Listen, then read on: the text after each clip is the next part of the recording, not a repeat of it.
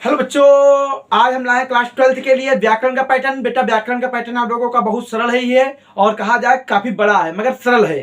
कहने का मतलब क्या है, आप लोगों में संतगत की व्याकरण ज्यादा आती नहीं, बस वो संधि आ जाती है और ज्यादा विभक्तियां आ जाती है। तब है कि आज जो मैं फर्स्ट का को लाया हूं और शब्द अर्थ लाया हूं। अब शब्द अर्थ वो वाले चाहिए तो समझ लेना। कहने का मतलब है ये शब्द यानी जो इंटर लेवल के हैं उनके मैं अभी बताऊंगा क्या है ये। तो कहने का मतलब है इंटर क्लास जो व्याकरण का पैटर्न काफी बड़ा है। मैं धीरे धीरे उसको कवर दो भागों में करूंगा। भाग में ये सारी चीजें कवर कर दूंगा, दूसरे भाग में मैं पूरे संधि सहित सब कुछ उठाकर क्लियर कर दूंगा। मतलब दो भाग में बच्चा पढ़िएगा। ऋषभ और हर्षित उनकी डिमांड थी कि सर आप थोड़ा वीडियो बना दीजिए, ऑफलाइन बच्चों की मेरी डिमांड थी। और कहने का मतलब ऑनलाइन बच्चे तो मेरे समझ ही रहे होंगे। कहने का मतलब है बच्चों कि आज जो मैं समझाने जा रहा हूं उसको एक एक समझ लीजिए। देखो बच्चा, आप लोगों की जो हाइफेली एनुअल एग्जाम होते हैं वो उनके अकॉर्डिंग पढ़ा रहा हूं। देखो बेटा, जो चीजें मैंने इसमें दी है मैं गारंटी के साथ इतना तो कह ही सकता हूं कि यही सब टीचर पूछेगा आपसे। इतनी चीजें लिख सकते, मेरी राइटिंग थोड़ी सही नहीं है, छोटी लिख दी है मगर ये समझ लेना। नहीं समझ में आओ तो आप कमेंट में कह देना सर ये क्या लिखा है, आप हमें कह देना, हम लगा देंगे बेटा कौन सा सही क्या है। मगर जितने मैंने इसमें दिए हैं इतना समझ लीजिए, इससे बाहर जल्दी शिक्षक आपको नहीं देगा। मैंने सारे इंपॉर्टेंट लिख दिए हैं और जो एक दुक्का बच्चे होंगे वो मैं अगले वीडियो में बता दूंगा। चलिए हम बात करते हैं सदनियुक्त पर। अब बेटा देखो, अनल अनिल, अब आपको पता है अनल और अनिल क्या है, किसके पर्यायवाची। भाई अनिल मतलब अग्नि होता है, अनिल मतलब वायु। तो आपके ये सब वहां चार ऑप्शन होंगे, आपको ये अगर मिले कट टिक लगाइए, नंबर लीजिए। सुत सूत, एक सूत मतलब क्या होता है, पुत्र होता है। एक मतलब क्या होता है, सारथी होता है। अब श्री कृष्ण के किसके सारथी थे, अर्जुन के थे, तुमको पता है आजकल मगर स्वार्थी और सारथी बहुत है, सारथी कम है। अंबुज अंबुद, अब भाई कहा जाए अंबुज और अंबुद।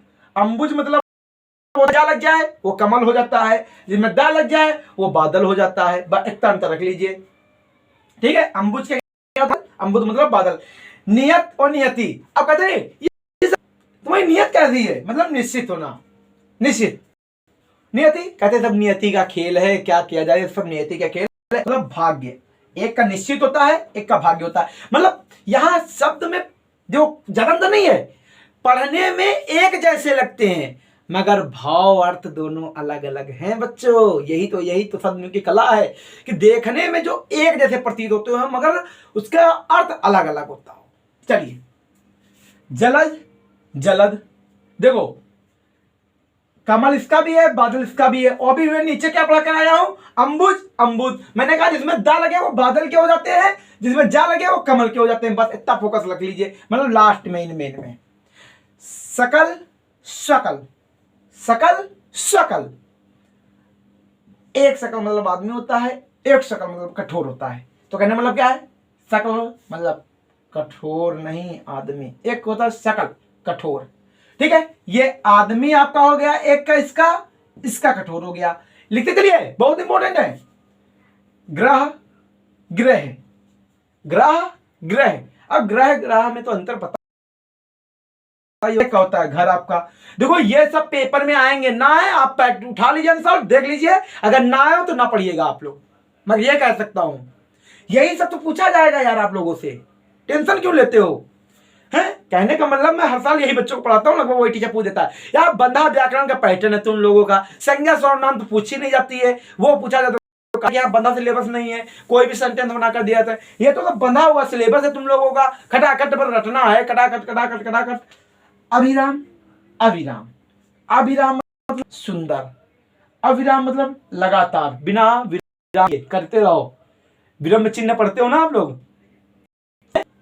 पढ़ते हो ना, वही चीज है। अविराम मतलब बिना रुके चलते रहो, अविराम मतलब सुंदर हो गया। तरणी तरणी, तरणी तरणी, तरणी कौन है, सूर्य की पुत्री है, तो मतलब इसका सूर्य हो गया। और तरणी मतलब नौका, आप जानते हैं नाव हो गया। तो कहने मतलब क्या, कंफ्यूज मत हो, ये शब्दों का खेल है सब।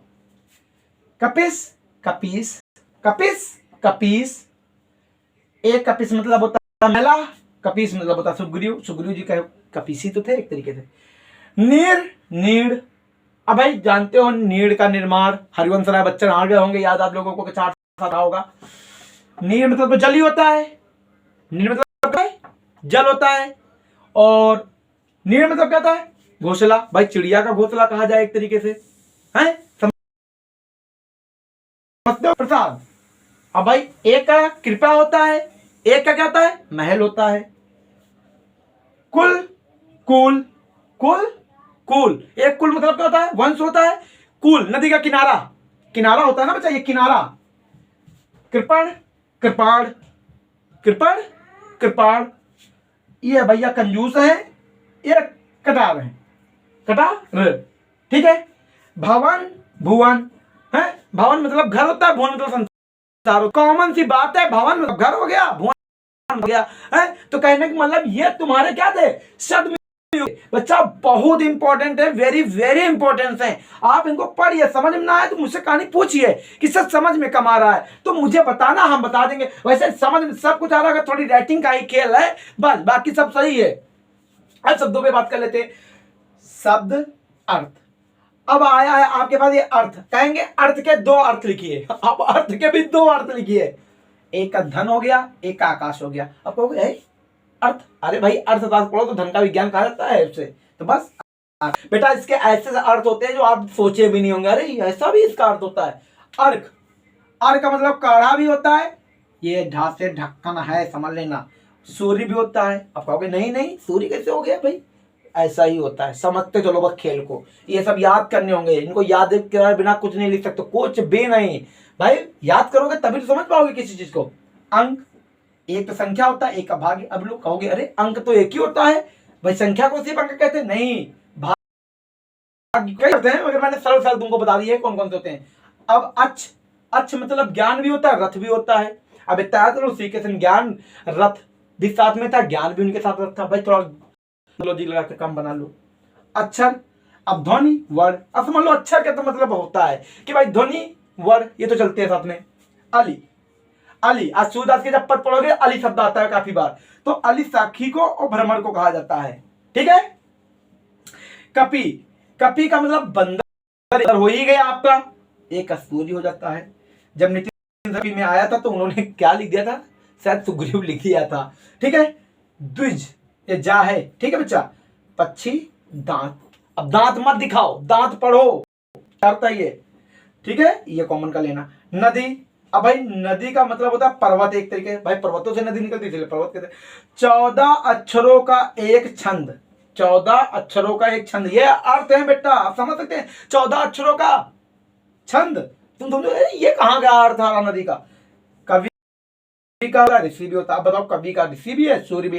तो कहने का मतलब ये है बच्चों कि आप लोगों की जो व्याकरण है वो साधारण तो है, मगर आप लोगों के याद करने पर वो सरल बनेगी। काफी बड़ी है, ये समझ लो आप लोग साहित्यिक हिंदी नहीं है, नहीं तो आप लोग तो हालत बेहतर रह जाते हैं कि संस्कृत की कितनी व्याकरण पढ़े, तरह तरह के हैं, उसमें तो बहुत खेल है बेटा साहित्यिक हिंदी में। ये तो आपकी सामान्य हिंदी है। तो कहने का मतलब ये है कि आप कोशिश करिए ये सब याद कर डालो बच्चा। अगर आप लोगों को इसमें समझ में कोई चीज ना आई हो तो वो कमेंट में बताइए आप लोग, है। अगर आप कमेंट में अच्छे से नहीं बताओगे तो कैसे चलेगा कार्य आगे? अब कहने का मतलब जब कार्य ये आगे बढ़ेगा तभी आप आगे ये कोशिश कर लीजिए। तो कहने का मतलब है, एक मिनट रुकिए जरा, मैं वीडियो देख लूं, फंसता है ना कभी कभी, देख लूं, एक मिनट रुक जाओ बच्चा। हाँ बच्चों थोड़ा वीडियो वो हो रहा था, मतलब कोई प्रॉब्लम नहीं। तो बच्चों अब हम तुमको क्या बताने लाए हैं, देखो अब हमारी बात करने का मतलब है शुद्ध अशुद्ध पे बात करने के लिए मैं आया हूं, एक तरीके से शुद्ध अशुद्ध। शुद्ध शुद्ध पे मैं बात करना चाहता हूं। शुद्ध शुद्ध देखो बेटा, मेरी राइटिंग बेशक ना समझ में आए, मगर आप मेरी भाषा को जरूर, मेरी यानी बोली को जरूर फोकस करिएगा मैं क्या बोल रहा हूं। देखो बेटा, आप लोगों को ऐसे शब्द आते हैं जिनको कहते हैं कि इनको शुद्ध लिखिए, आपको पढ़ने में लगता है वो शुद्ध नहीं है, मतलब गलत नहीं है, मगर आप शुद्ध लिखना। जैसे मान लीजिए सज्जन पुरुष सबका भला चाहते हैं, सज्जन पुरुष सबका भला चाहते हैं, ये तो तुमको पता है सज्जन पुरुष सबका भला चाहते हैं, मतलब सज्जन सबका चाहते हैं, ये हो सकता है। तो मतलब सज्जन पुरुष सबका चाहते हैं, ये आप सोचते हैं कि गलत है भाई, ये पढ़ने में तो बिल्कुल क्लियर है। तो क्या है, सज्जन सबका भला चाहते हैं, ये इसका होगा, सबका भला चाहते हैं। तो कहने मतलब ये है आपके लिए। अब आप पढ़ते हैं इसको, सज्जन पुरुष सबका भला चाहते हैं, है? ये कैसे, ये तो बिल्कुल सही है, नहीं गलत है।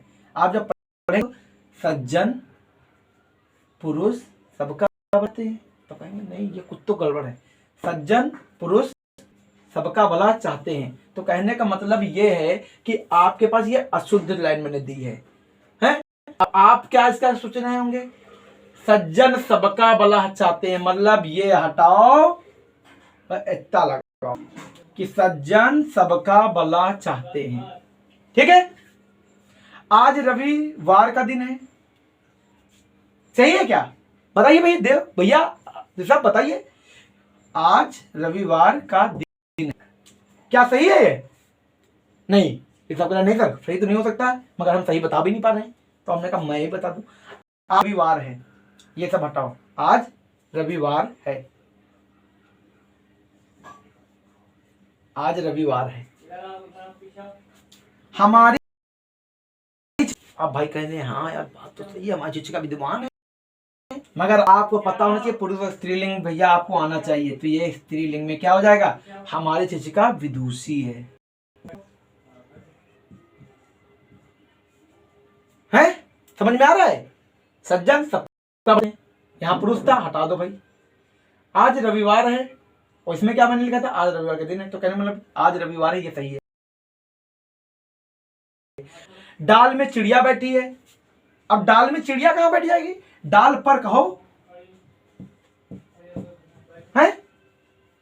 गुलाब का फूल लाल रंग का होता है, अब कहेंगे सर ये तो सही है, गुलाब का फूल लाल रंग का होता है। नहीं बेटा, आप क्या हटाएंगे, गुलाब क्या हटाओगे यहां पर भाई, गुलाब लाल रंग का होता है, तो आप क्या कहेंगे, गुलाब लाल रंग का होता है, ये हटाओ सब, ये सब हटाओ बच्चा, आप लोग आप कहिए गुलाब लाल रंग का होता है, ये हटेगा। सीता गुणवान स्त्री है बच्चा, आप क्या आगे, सीता गुणवान स्त्री है, सीता गुणवान स्त्री है। अब आपको लगता होगा सही तो बता रहे हैं सर, गलत है, सीता गुणवती स्त्री है। भाई स्त्रीलिंग पुल्लिंग का अंतर होता है भाई, आप समझिए इसको।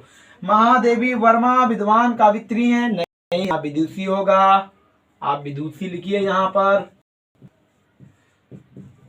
इसने दिए हैं, इसमें तो कोई आएगा ही आएगा, पहले ये कॉमन कर लीजिए, ये तो आएगा। एक मिनट, कहने का मतलब लिख लीजिए, एक मिनट कंफ्यूज मत, अभी हम एक्सप्लेन कर दे रहे हैं कि कैसे क्या आपके पास आते हैं क्वेश्चन।